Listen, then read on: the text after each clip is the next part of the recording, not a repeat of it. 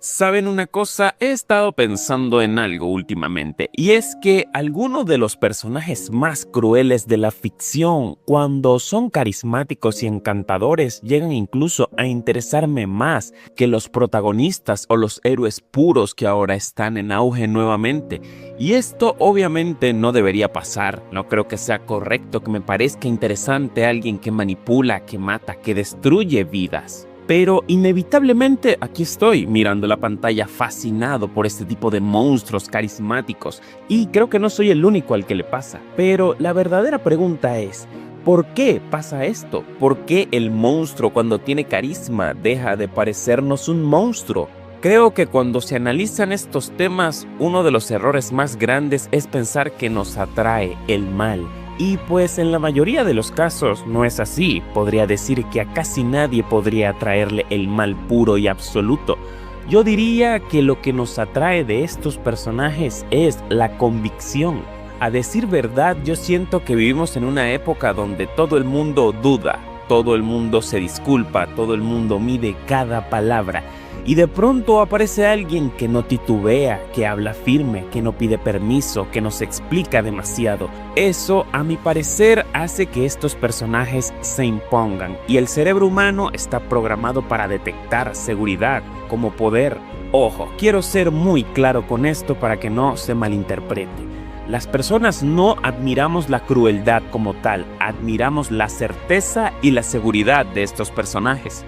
El psiquiatra Carl Jung ya hablaba de la sombra, esa parte de nosotros que no mostramos, la rabia que reprimimos, la violencia que imaginamos pero no ejecutamos, esos pensamientos que no decimos en voz alta, pero sí los pensamos por un momento. El monstruo carismático, en cambio, nunca reprime nada de eso.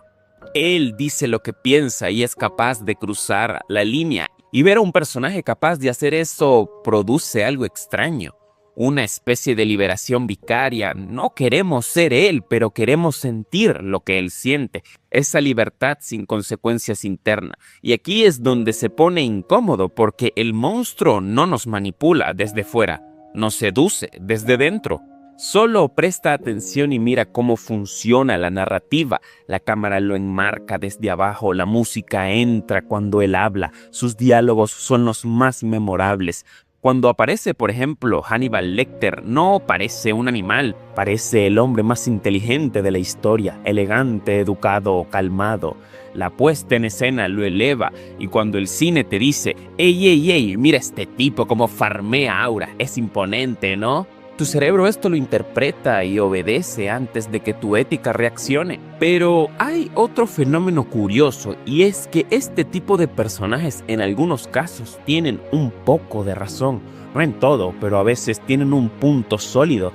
Dicen una verdad incómoda, señalan una hipocresía real, critican un sistema defectuoso, y ahí es donde nos engancha. Cuando alguien dice una verdad que reconocemos, le damos crédito moral en otras áreas. Es verdad que esto es un sesgo brutal que no necesariamente sea verdad, pero sí nos hace sentir validados en cierto modo. Quiero que tenga la razón, aunque no la tenga. Y luego está el tema del poder. No nos vamos a engañar, el poder es estético, no importa lo que digamos. El poder es atractivo, la seguridad corporal, el control emocional, la capacidad de imponer presencia sin gritar. Por eso alguien como Gustavo Fring de Breaking Bad resulta más inquietante que un villano explosivo. Gus no pierde el control nunca, y eso transmite algo primitivo. Nos hace decir, esta persona no teme. Y nosotros sí tenemos miedo, así que nos sentimos protegidos al observarlo, incluso si es un criminal o una persona terrible. Ahora quiero entrar en un tema un poco polémico, y es en esa tendencia actual de justificar a los villanos. Voy a ser muy claro con esto. Que tú hayas tenido el pasado más trágico de la historia no te da ningún tipo de justificación para cometer actos atroces. Un pasado trágico jamás será motivo para excusar a un villano. Lo que debería pasar si en la historia hay justicia es que el villano pague por todos sus actos. No me importa cuántos flashbacks trágicos me pongas, el personaje deberá ser juzgado y castigado. Ahora bien, aclarado eso, quiero decir que muchas veces la historia no trata de justificar al monstruo por lo que hace, sino por contra quién lo hace. Piénsenlo un momento, si la víctima es desagradable, corrupta o arrogante, nuestro cerebro suaviza el juicio. La moral humana no se basa en dígitos, en números y en cosas empíricas. De hecho, es bastante irracional y emocional.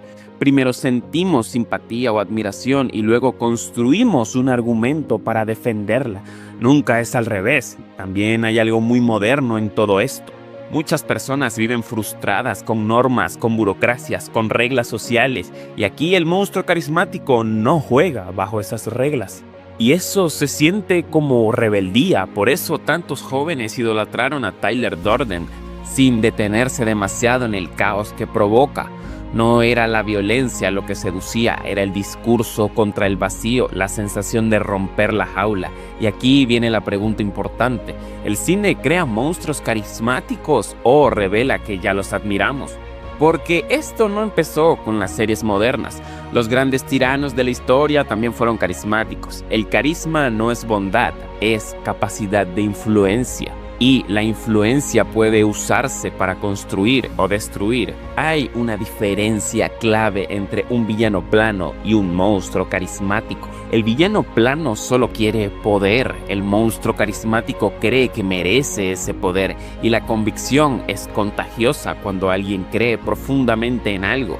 Aunque está equivocado, transmite dirección, y el ser humano odia el vacío, prefiere una dirección equivocada a ninguna dirección.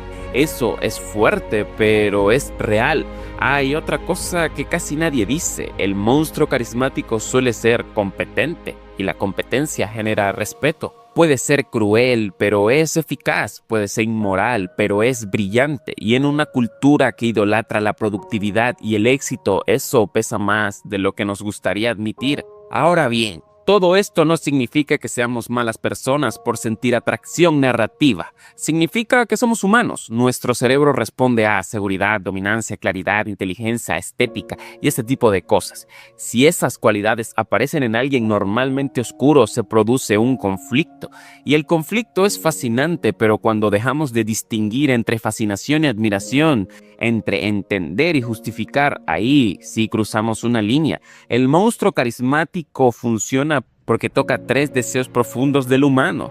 La verdad es que queremos poder, queremos libertad y queremos certeza. Y él muchas veces encarna los tres, sin culpa, sin duda, sin pedir aprobación. Pero si lo miras con atención, casi siempre está vacío por dentro.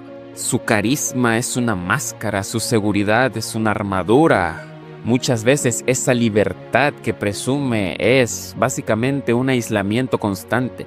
Y eso es lo que hace que el análisis sea interesante, porque el carisma del monstruo no es solo un truco narrativo, es un espejo. Nos muestra lo que admiramos cuando nadie nos está mirando. Tal vez no deberíamos preguntarnos por qué el monstruo es tan carismático, sino por qué el carisma puede hacernos olvidar la moral. Y ahí está la parte inquietante.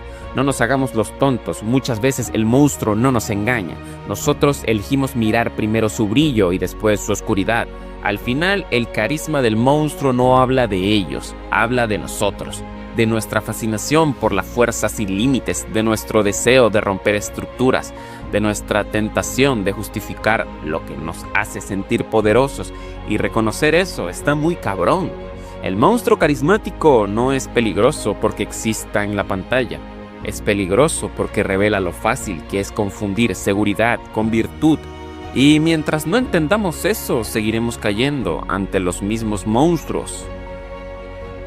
Y mis queridos amigos, eso fue todo por esta ocasión. Espero que les haya gustado mucho el análisis. Recuerden darle like y suscríbanse, por favor. Ayúdenme a hacer crecer esta comunidad. Así que sin nada más que añadir, me despido. Cuídense mucho. Nos vemos.